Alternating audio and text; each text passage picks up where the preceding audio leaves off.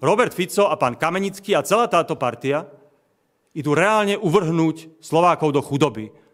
Živnostníkom idú zobrať takmer 1 000 eur ročne. Pre malých živnostníkov to znamená koniec. Zamestnancom idú zobrať stovky eur ročne. Všetkým na zdravotných odvodoch. Toto je frontálny útok na všetkých pracujúcich, na ľudí práce, od sociálno-demokratickej vlády. Dámy a páni, v posledných dňoch sme videli, ako sa celé segmenty našej spoločnosti obracajú o frustrácii a v hneve proti vláde Roberta Fica.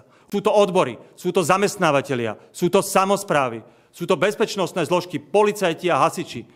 Sú to všetci, ktorými tá vláda jedná arogantne. Zradila odborárov, zradila hasičov, samosprávam chce zobrať.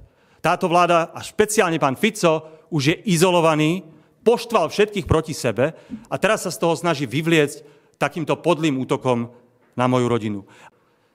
Pozývam týmto všetkých ľudí na námestia slovenských miest už tento útorok o 6:00 podvečer v Bratislave na námestí Slobody aj v iných mestách.